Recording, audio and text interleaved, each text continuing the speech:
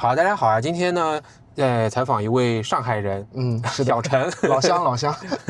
我不知道大家猜猜看他多大啊？看我们谁比较年轻啊？90后，显得有点老是吧？长得比较着急。我可能没有采访过几个90后，倒是有00后啊，90后就非常少。其实跟我相差了有8岁了，所以我身边接触像你这样年轻的比较少。但我好像经常会找那些比我年长的，我喜欢听他们的意见和建议。我也喜欢找年长的，像我们观众都要比我年长的就很多。那90后上海人对吧？你又发现我们有很多相似之处。是的，哪些方面呢？你来说说看。我觉得啊，首先，毕竟我现在在大马我们有一个同样的动机，就是想带小朋友也好，或者自己也好，出来看看。生活在别处对，生活在别处，我觉得，这是一个拓展自己世界观也好或者说自己的眼界啊、见识也好，我觉得是一件对人生有益的事情我们不一定要想去达成某个结果，我不知道你是不是这样想，至少我是这么想的。是我没有一个很明确的目标或者结果要怎么样，但是我觉得这个过程我比较享受。还有什么相似的？还有相似的，我们可能都选择在东南亚这个地方，因为我刚刚从泰国过来，对，我们有清迈过来嘛，然后想去看一看这边的国际学校的情况这里生活的状况这种。我们透露的信息越来越多了生活在别处，东南亚，不单单有大马，还有泰国。对，其实我刚发现，听你讲就是说，你看你的小孩的教育观，你说小孩未来读不读大学没关系，要让他玩得比较开心，是吧？是想要把上海的房卖掉，我叫是没房我有房，我也想把它卖了哈，就我已经劝我父母卖了，我的不值钱，不值钱。还有像你年纪轻轻，但是你保险都买好了，这种安全意识，对吧？托底的这个意识是，我觉得其实还是有蛮多的。对，是的。最重要的是，我们都挺胖的。我现在180，我也是一模一样早上90.0几。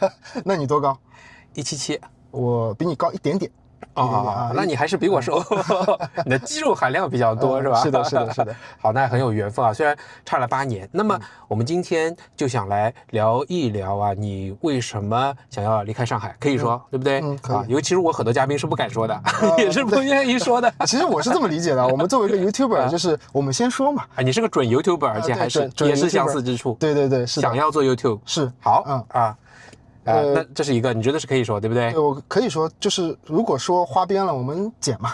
花边就是上海话，就是说 off the range 这个就 over 了这个 limit 了，是这个意思哈。是的，是的。我是不怎么剪的，你倒霉了。那我尽量，我们基准线那根红线我们尽量找准了就行。这是我想问你的第一个问题。你同时在考虑泰国和马来西亚，对，刚才有讲到了，并且花了蛮长的时间，像我们上回这个嘉宾 David 杨你花了1-2年的时间，去了好多学校。对，你说去年考察了13所，对，这次又来多少？7所，7所，20所了，已经有2年的时间。是，那你是怎样准备？你对两边的观感是怎么样的？未来会往哪边去？不要走开，因为最后呢，也希望大家来帮小陈出主意觉得他到底去哪里比较好？他讲的有没有道理？好吧，让观众也给到你一些意见。是，评论区我一定会看。好的，那你不能哭。好的，你也别骂太狠就行。这 YouTube 的观众的素质还真的是高比如说他们现在应该就点赞了有可能就转发了。好，我们只有1%的人会点关注大家自觉不然你就去加个会员吧。好，那我们就开始吧。好，我们开始。第一个部分，上海现在怎么样？因为我虽然每半年也会回去但是我觉得我的观察是不准的，每半年都感觉不一样。去年回去我觉得很萧条，夏天回去又觉得挺热闹。我不知道是天气还是怎样，但总体呢，我是有一个感觉，我觉得东西真的变便宜了。是的，是这样的，可以 confirm 这样。是可以 confirm。然后从我的角度来说，我可能会提出跟大家一个反直觉的观点上海现在变得很宜居了就是生活成本降得很大无论是衣食住行特别是住我相信大家也知道现在的一个大环境的这样一个情况房价变便宜了嘛。举个例子。举个比较极端的例子自己的是吧？对，自己的例子先不提了，自己例子不够极端。反正我见识过的一个房源，近乎腰斩，近乎腰斩。在哪里的？在外环边上吧，外环外。近乎外环会就本来就会跌得比较快，对不对？对，是的，它本身就没有其他的属性去覆盖，比如说医疗啊、教育属性啊，没有覆盖，它是纯粹的一个纯商品房。多大？差不多是在90平左右吧。90平，那是有多少这个价格呢？是价格差不多，你可以理解为从9万多跌到了差不多5万附近吧。就原来有800万，跌到了400万。对。上海也腰斩，是有啊。我原先的印象我去年跟朋友聊的印象就是上海周边，像我去过的镇江、苏州、南京，跌去1/3。上海呢，大家告诉我没有这么夸张。是的。但现在就是上海边缘一些的也有跌掉一半。对，当然有，特别是比如说临港，可能比腰斩还要离谱，还要离谱。临港最多可能涨到了5万、6万一个平方，因为当时它有一个概念在那里，就首先通地铁啦，将来的科技城啊、大学城啊都在那边嘛，它有个概念去所谓的炒作吧。然后现在的话，因为它所有的属性都已经切掉了，那它肯定是第一批跌的房子嘛。租房呢？我们家我丈母娘他们有借别人房子的，是跟我们说，哎呀，他说租客要求就是下降一点，他们确实是会把租金也会往下调所以我是才知道。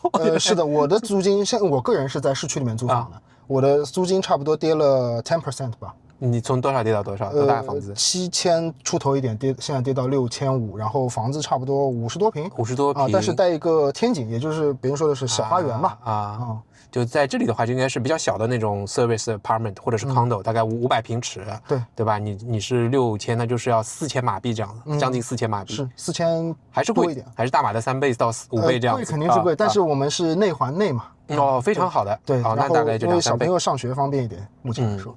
还有什么东西变得宜居了？住嘛，然后现在是吃和行都宜居了嘛。我们就普通的去吃饭我们可能不下馆子了，我们现在叫外卖嘛。拼好饭是因为外卖特别便宜吗？对，就是特别便宜。这还是我儿子发现的，拼好饭。我会说你不要去买这个，到时候食品卫生没有保证。但是看到价格哇，不敢相信，而且有大牌在。对，但是你知道吗？就是拼好饭，它出品的东西跟他店里你直接去买东西是一样的呀。确实是一样。当然有一些外卖的作坊但我们一般都会点一些，比如说连锁的它有实体的明厨亮灶的这种情况，就像你的欧卡一样，对吧？就是我们更放心这样食品安全。你自己讲的，如果吃的健康一点没收钱，大家来看看我们的这个套餐那么你说说看，比方说2个人，你们3个人嘛，3个人是吧？3个人也会叫外卖，对，都会叫。吃一顿大概多少钱？如果说你想这顿就我们简单点对付一下，基本上周末的中午，对，周末中午我们可能下午要出去玩了，我们只要简单的吃一下，那基本上在40到50人民币就能搞定3餐就搞定那一餐。3个人呢？吃点什么呢？这看你了，你可以想吃面的，你可以点面的拼好饭，就每人一份主食这样子。对，而且现在拼好饭不是仅限品类它有很多，你想吃烤鸭，他就给你烤鸭，然后你店里可能卖30。你点个拼好饭可能10、12。你刚刚说的差不多30马币3个人，那它包含就是每人一份饭吗？当饭加上配菜，然后有的可能送你一个饮料，送你个汤就是一个套餐了，就是这样的。对，是一个 set。对，哇，那比我们生活在这里要便宜，比档口要便宜。我们3个人出去吃一次档口，当然我们会点点东西，这差不多要50块钱马币。你是30块。对，所以我为什么说反直觉，就是我去堂食会贵很多因为我以前理解堂食比外卖贵是正常现象，因为首先可能人工成本比较便宜，其次在堂食他要帮我准备餐具去清洁可能会占用他的时间他本身有租金成本对，但是现在可能是 double， 堂食可能就是就差了很多。对，哇，这个差的很大。还有什么例子吗？然后行，就比如说现在有很多人投入到了所谓的滴滴快滴的那些事业当中嘛，然后你出去玩一次，基本上一定比你打车便宜。如果你是去叫网约车的话然后3公里左右可能也就14、13。我在上海叫网约车的经验是，我觉得不便宜不算很便宜。很便宜吗？你现在是？我觉得是很便宜了。OK，因为可能平台不一样。对于我来说，可能因为我自己也开车，如果我要去某个商场，我停车费也是一笔不小的费。那对于我来说，我就愿意叫网约车，然后点对点的接送，然后价格也可能比我自己开车便宜，还要便宜，是吧？是的。上海既然这么宜居了，你为什么要花2年90后才30出头这个35，明年本命年了，在准备想要换一个地方呢？生活呢？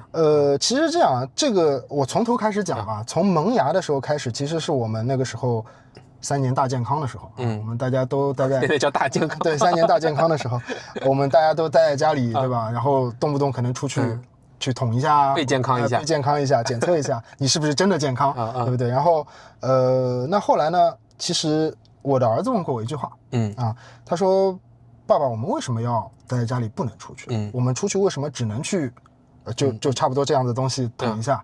然后我说现在可能特殊时期，然后有不同的规矩你要去遵守。OK 然后他就说，那在门口那些不让我们出去的人，他们是好人吗？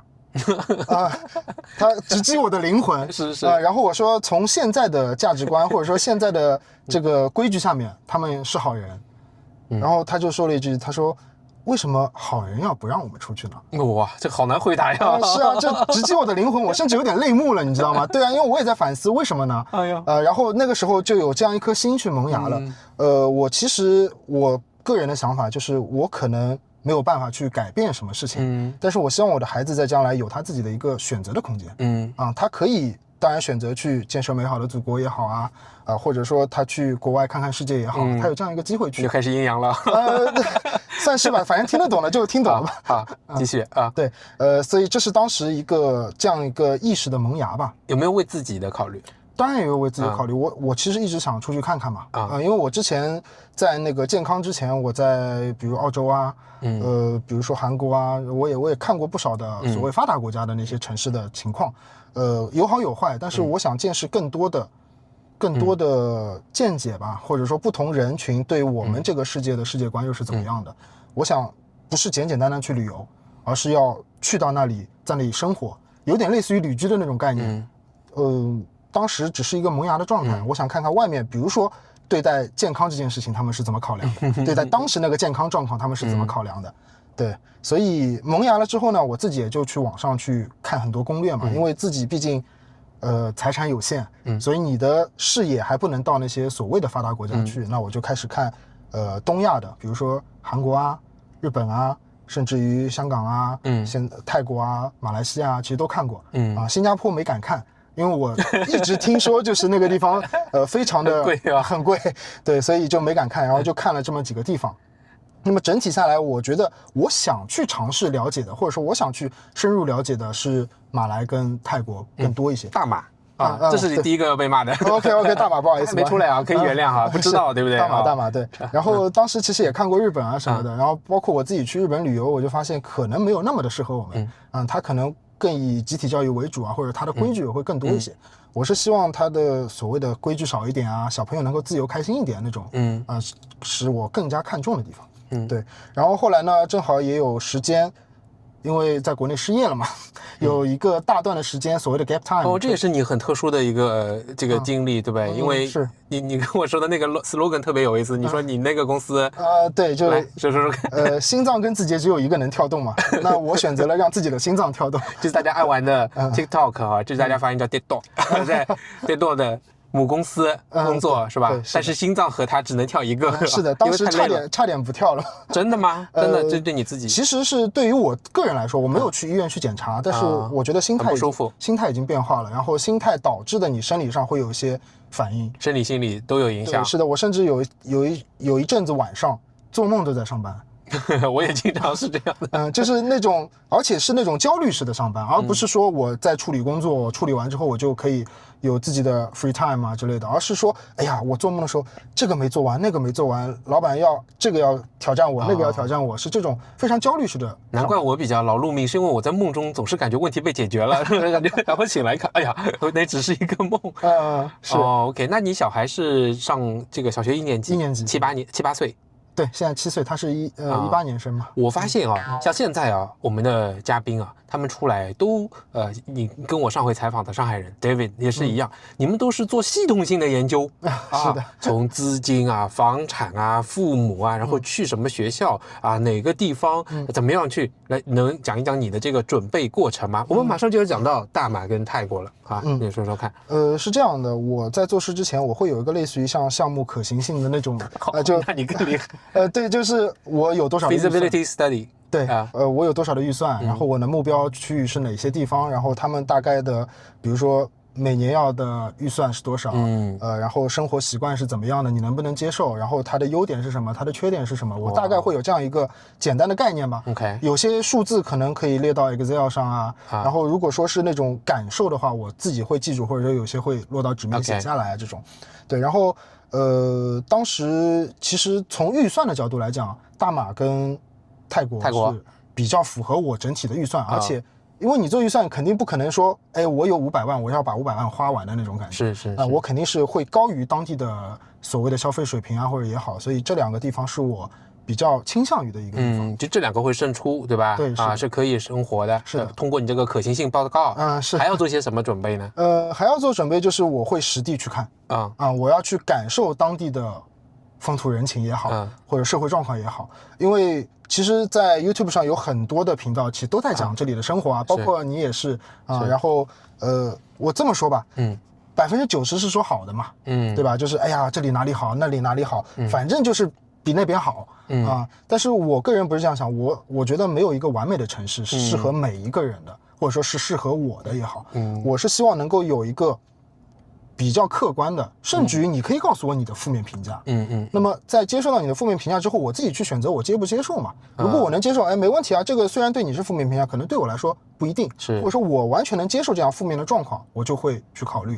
所以当时也是在 YouTube 上也有找很多所谓的说负面的那些博主，或者说他在泰国也好啊，或者在大马也好，他碰到的一些负面的事情。哎，我很好奇，因为很多人说我是马吹嘛，对吧？那我是不是也是那种只说好的？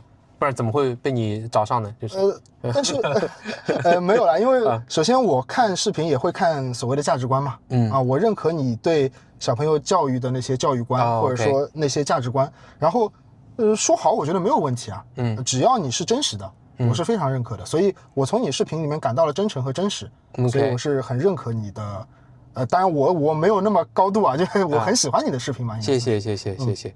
那来说学校的准备，你去年看了13个学校，它大概你有怎么样进一步去规划这个学校上面呢？你未来的对小孩学校的打算又是怎么样的呢？其实这样，我的13个学校不是说我今天拍脑袋拿了个列表出来就有的，我可能会根据不同人的YouTuber 也好啊，官网也好啊，它的一个风评，从高到低，然后它的价格，每年学费啊，总体的package 是多少啊？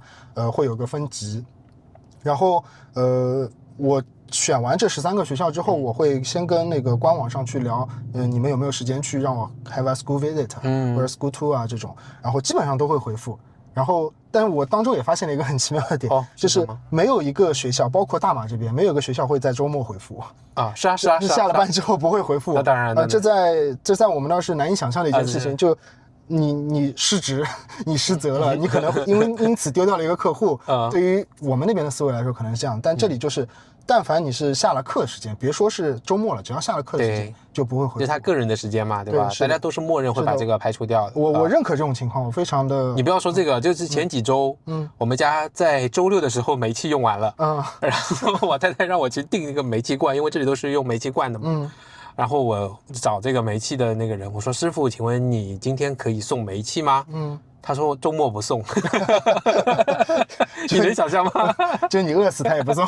不，也不一定，因为我可以去店里买。但是呢，我即便来这么久了，我知道档口都要休息的，大家休息都是很重要的。是的。当我听说，平时开着罗里就是那个卡车啊，帮我们送煤气的师傅，原来他也有一天是休息的。我其实当时还是有点小震惊的，即便我已经来了3年。是的。这个小小的这个案例吧。是的。所以当时也是。考察了那么久嘛，我接着说，就考察了那么久之后，我是给自己心中有一个综合的排名，类似于那种项目上那种打分了，可能成本占%多少的比重，然后观感占多少的比重，然后可能还有很多其他的条件了，最后会形成一个 package， 我可能会觉得某个东西的权重下来，它的感受最好。我可能会优先去选这3所啊，或者5所啊，这样子。这个我觉得跟你的工作是不是也有关系啊？你就是这么来考核你的供应商的？是，就多维度评分嘛。因为比如说我是个采购啦，就是我在考核供应商的时候，不光是你价格便宜就好了。我从来不认为价格最低的一定是最好的，这个肯定是反逻辑的一件事情嘛。对。那除了这个学校，还有哪些事情呢？像你的这个，我直接问啊，这个资金钱怎么处理呢？钱的话，其实这2年陆续也是在规划嘛，因为你也知道，可能那边有一些限制，它不能一次性的你想拿多少就拿多少那自己无论是在刚刚聊到的保险上的规划或者说转移出来，也不叫转移啊，就是我拿自己的钱，本来就是你的钱嘛，就我的钱嘛，就是我怎么把它更合理的、更符合额度的这样拿出来，自己也会在规划嘛。所以保险也有，对，是的。家人支持吗？家人当然是不支持的了。当然，那问题很大呀。太太支持吗？太太是支持的，但是我们共同的目标，就比如说要带孩子出来，或者说全家出来，这个事情大家是 confirm 的，就是非常的认同。但是在所谓的时间节点上，他们有不同的想法，就比如说我是希望越早越好，那我考虑到其实是2点，一点是小朋友的语言能力啊，适应环境的能力，他肯定是越小越强所以我是想尽早的出来。你考虑的是小孩尽早适应英语，对，你太太可能考虑的是小孩还要学会一点中文，是不是？所以才会有中文和数学啊这种都会有基础教育。对，是的。OK， 那么可能等你弄完也差不多了，因为你后面还有一些事情要处理，对不对？是的。你是有买过房的嘛，所以有房子的问题。对，这个房子好卖吗？或者你想卖的是不是？我想卖不一定卖得掉，我现在还没有挂，挂上去。对，但是据我了解的市场情况不是特别理想。就是会卖的比较慢，是吗？一方面比较慢，一方面离你自己的心理价位可能差好多甚至于离挂牌价都差好多。OK， 所以这个还没开始，但是预计会有困难。对，这是一个最重要的一个困难之一。对，因为它的资金很大嘛，如果是这个会影响很多安排。对，是的，而且现在情况是这样，如果你不坚决的以一个低价卖掉，你觉得我要犹豫一下，我要再等一下，可能过几个月又是另外一个价了。你犹豫的成本太高了。OK，是的。父母支持吗？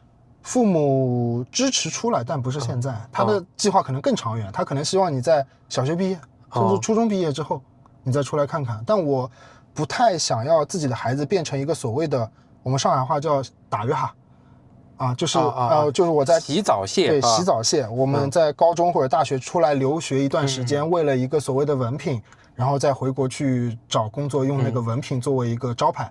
就为了出来而出来，只是镀个金，或者说为了一个经历而已。只是我不太认可，当然很多人在这么做嘛，但我觉得学历就像我们刚刚聊，学历没有那么的重要，反而是自己的思维方式、自己的能力比学历我觉得更重要一些。对。那现在你还有什么阻碍吗？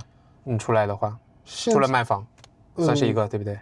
从物理角度上就一个卖房的阻碍嘛，但是心理角度你可能要去说服你的爸妈，你可能要去说服你的爱人，然后怎么去把这件事情更顺利的推进，因为这个事情不是我光靠一个人努力就行了，你要会遭受很多所谓心理上的一些博弈，就是确实如果说你先带孩子出来，那家里人怎么办啊？父母年纪大了，他们应该怎么去照顾啊？是对，将来怎么去继续自己的链接啊？对，我觉得问题收缩一下呢，关键是你们3个人这个小家庭的想法，然后再收缩一下呢，就是你和你太太如何就是从取得目标的一致到短期目标也要这个一致，对吧？变成一个可以做的一个行动计划。是的，需要可能听你讲还需要一点时间，但我觉得这个事情很重要。对，是的，你想好了，大家才会开开心心的一起行动嘛。是的，是的，是的，这个一定要达成一致，否则任何一方没有达成一致，将来会不叫扯皮了，心理上会有个疙瘩在那边。对，都是因为当初怎么样，那就很麻烦了。是的，是的是。那你看了泰国，看了大马，我们要这一趴就是来比较一下吗？去年是泰国，你先说总体对泰国的印象是什么样的？主要是清迈，对不对？对，曼谷也去了吗？曼谷没有去那对清迈的印象是怎样的？第一次去清迈的时候，感受非常明显，因为我到那已经蛮晚了，差不多晚上8、9点的样子哇，好破哇，就是个村。以前你都到处旅游过吗？我到处旅游过，但没有去过泰国。没有去过泰国，也没有去过所谓那么村的地方。对，我们去的村可能就比如说中国的大山里类似于什么普陀山啊，就这种大山。国外旅游多吗？那个时候国外旅游也就去了2、3个国家吧，然后都是大城市发达国家对。但是比如说我去澳洲，我有去过村，但是他所谓的村也没有特别的 local，那还是不一样，跟澳洲是有些差异。对，所以会有种 shock， 一开始特别 shock， 然后但是特别更 shock 的一点是，它虽然感觉上基建破破的，但是它好干净。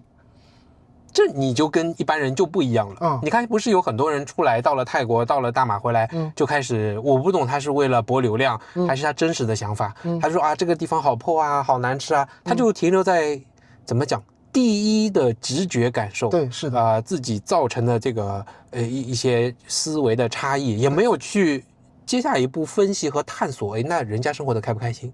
人家这个有没有什么好的地方？就仅此而已。这也是让很多当地人很讨厌的一些地方，就搞得我们中国人很多出来，让大家反而变得很讨厌。你刚才讲的第二层，你马上就发现这个在它基建之下的大家对秩序的维持，还有。其实我知道了，我第一次去泰国也是这个感受，哪怕再小的档口，它的那个东西都封得很好，然后它操作都是很干净，对吧？我也有这个感受，你接着说啊。特别是它的所谓的公共卫生间，哇，这是虽然就是很破啊，就是感觉，但是从来没有苍蝇在里面或者蚊子在里面，就让我很奇怪，因为这种地方反而是特别容易积攒那些害虫的嘛。是的，对，但是它因为弄得整体比较干净，就没有也没有味道。OK， 这就很神奇。对，然后我对泰国印象就是，哎呀，怎么那么破？但是怎么会做到那么干净的呢？是不是你去思考了这个问题？对，我去思考这个问题，是不是经常有环卫工去打扫啊？可能他们也要倒班3班制，为了保持地面的整洁。但是后来我观察一下，几乎没有。我唯一看到环卫工是在泰国清迈的那个网红街，就尼曼路那边。早上大概6、7点钟会有环卫工在那边打扫，基本上是再也没有见到过环卫工。那我就思考，那怎么形成这种呢？你的结论是什么？我的结论可能不一定对啊，这是我自己的思考。相对大家会比较文明一些，他不会在这些地方去乱扔，哪怕是烟头也好啊，哪怕是垃圾袋也好啊，几乎没有这样的行为。但我自己也没有看到。所以我觉得，可能在基建之下，我们看得更深的一层就是我们怎么去爱护这个环境，而不是说你的基建有多么高大上，但是你再高大上的基建，你人为的去不爱护它也好，破坏它也好，总有一天也会变成破破烂烂的，对吧？还有对泰国有些什么印象？还有印象就是哇，好便宜！我去年去的时候，首先它的物价还没有涨而且是清迈对，而且清迈，然后汇率也很好。当时我购汇的时候差不多1比5吧，现在已经1比4.5了，就差了10%了已经。差了10%。对，然后它的当地的物价我自己看下来差不多也要涨10%，一来回20%。所以今年去的观感明显成本会比去年增加。确实有不少人在说这个事情，就物价也很好，吃得惯吗？吃不惯，吃不惯辣酸。不是太辣或者太酸，但是不太接受这样的辣和这样的酸。对 ，OK， 但是吃不惯也没有关系，你自己烧啊。然后那边中国的饮食也比较多，也有那感觉总体还是比较积极的，比较正面的。对，是的。天气什么你觉得也 OK 吗？天气2次去的时候不一样，这次我去的时候天气特别好，第一没下雨，第二它比较凉爽，基本上维持在28度左右白天，然后晚上可能还甚至有点凉，你得穿一件外套。它有点季节性的，然后它的这个 volatile 要比这边要大一点，就凉的时候会更凉一些。对，是的。热的时候可能还会热。之前是雨季嘛，雨季一过，整体是相对比较凉快，然后马上要热了。对。然后之前去的时候，第一次去的时候正好碰到雨季，然后我相信很多观众也知道，去年清迈那边发大水我是开这个车，水都直接快要没到我的门把手那个地方。雪兰莪这2天也有洪水哦。对，我有看到天气预报有在那边说。对，然后当时其实有 shock 到我脑海中又转了一遍，基建怎么那么差呀？这点水都搞不定吗？那你别忘了北京也有。是的。后来回来一想，哎呀，可能真的是水太大。然后我后来深入了解了之后，发现原来这个水其实真正是山上下来的洪水，它是没有办法去一下子把这些水给处理掉，因为很明显看到它的那个洪水是真的是发黄的，而不是因为雨下的太大，它没有办法处理这些积水，是那种相对比较清澈或者发黑的那种。是，雨水过滤还是很好的，因为你看沟渠都特别多嘛，有这些排放。人有接触吗？人其实没有太多接触当地人，主要还是可能我去买一点东西啊什么，但是也确实给了我一个印象。我不知道是发自内心的还是怎么样，确实是微笑服务了。他们非常的友善，而且很热情。哪怕你听不懂他的语言，但是简单的英语是没有问题的。然后你去买东西他都乐乐呵呵的，就感觉那边人都好快乐。是的，我这边都是这样子。对，我想说就是大马也更是这样子的。是的，因为我还没有太多的，我刚来第2天。刚来嘛是吧？你之前来过马来西亚吗？没有，从来没有。好，那么今天就是马来西亚这一趴，也是马上会让你 shock 的哈。因为小陈说刚到大马，感觉有点不太好。那么是怎么说呢？我昨天差不多是中午的这个时间点下的飞机，然后去租车嘛。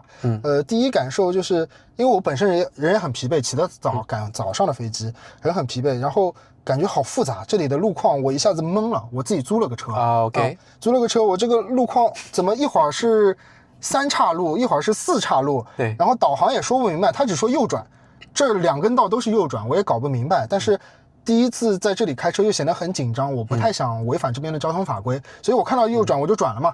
其实在去我住宿的地方的时候已经错了大概3、4个路口都错了，然后就越绕越远，感觉就已经绕了一圈了，你知道吗？我去年送货啊，我已经开了2年的车了，也让我很懊恼的是啊，就是有时候经常一个转错多走小几十公里，然后连着绕错2、3次啊，这个心态几乎崩溃啊。我也会碰到啊，那不要急，但是呢，你在大马的这几天，恐怕这个问题也是解决不了，你要接受这个。我只能去接受或者尽量去适应嘛，但是当中有碰到一个让我很暖心的一幕 ，OK 啊，这个是让我有很大的改观。我当时没有拿那个 Touch and Go 的卡，我没有买。OK， 我不知道这边要这样的卡，因为我以为只是比如说你要上高速是很麻烦的，不然你就很难过这个透了。对，是的。然后我想现在反正拿个 Visa 基本上哪都能走嘛，我就拿我自己银行卡。然后好巧不巧，机场出来第一个口它不能用 Visa 卡然后他说你只能用 Touch and Go 或者那个另外一个什么 NFC 的 Touch and Go 什么之类的。对，然后我说那我没有啊，我把 Visa 给他亮了一下，我说这 Visa 能不能用？然后他说Visa no， 然后他说 Do you have cash？ No I have no cash。然后他就把那个杆子抬起来，就让我走了啊，就人情。对，其实这种事情很多的。是吗？比如说啊，像我们一开始啊，第2家园还没有完全办好，那么1个月就要进出大马嘛。我们进出海关不是都会被问吗？对，只要我带着这个，我当初去申请第2家园这张纸，是我办好了，家人那个一直没有下来，他们跟随我的这一个，海关只要看到了就会让你过。就他都讲这个，不会说接上级通知，或者说根据我们的这个规定不行就是不行，不是的。你让他碰到警察你跟别人商量，就是他有很多这个 tolerance 在的，这个整个社会是这样的，有极大的 tolerance，这个 tolerance 的标准就是人情。对，就其实 shock 到我了，因为我在想，如果不可能是吧？对，如果在国内，我至少得进去留个记录吧，对吧？就他要挑战你嘛，然后说他有上面的要求，如果你要所谓的免费通行，你要留下什么要记录啊，什么身份证写一下之类的。对，所以整整2个口他是没有收我任何的费用的。当然因为后来晚上我又出去了一次，自己走走错了，我又把这个记录给补上了。还有什么让你感觉不太好的？因为你刚说总体感受是有点这个不是那么好，还有什么？是，然后还有一点就是昨天其实下飞机的时候下了暴雨嘛，整个天气也是阴沉沉。最近是在下雨。对，然后昨天雨特别大，然后又碰上我开错路，就整体的心情是 down 的。就是箭头是往下的，所以你看到很多东西，你可能就只会看到负面。这个我也觉得这人很奇怪的地方，他看不到很多积极阳光的地方。没有，只是说你可能是比较感性，所以对你来讲，如何感知、接受这个事情，你的心情是很重要的。但没关系，你肯定也尊重自己的想法嘛。我们现在有看一下分数啊。如果在上海的话，0到10分，你对他的这个观感打分是多少？或者说愿意生活的指数吧？6分吧。6分。那清迈呢？清迈8分吧。8分。目前的大马呢？6到7。我们就算6.5。等到你走，下周我再来问你看变成什么样，对不对？那我们就会知道自己的变化和程度在什么位置，是的，对吧？还有什么原因？你才来了1天，对不对？24小时嘛，就现在也就将近中午。对主要其实就交通比较致命一点我今天早上出门的时候8点1刻出门，8点15分出门，我跟学校约的9点钟嘛，结果我9点45分才到。在市区是吧？在 KL。对。然后因为我住的也没有那么市区然后出门就开始收费站，然后一路扫，然后又走错了口，然后又绕回来，反正原本差不多半个小时的路 ，Google 给我40分钟的路吧然后我差不多开了1个半小时。1个半小时，知道了，然后又开错很多路是吧？对，是的，就是很受挫。是的，就很受挫，心理上打击。然后我就当时我也在后悔哎呀，我早知道不租车了，我坐个地铁什么的。没有，你只是提前体验了我们日常的生活。是的，这也是真实情况嘛。对，也是真实情况。但是如果我希望我其实挺希望你可以到大马的。那如果你可以再多拿到大马的分的话呢，我建议你就是这几天呢多去这种华人的餐厅，档口去吃一吃，去那个商场去逛一逛，最好呢就是去档口跟老板多交流交流。因为我听下来在泰国清迈你待过在这里待过，现在能把你留下来。如果说希望你可以未来选择大马的话，那美食肯定是一个是可以让你感到留住他的胃，是可以让你感到胜出的。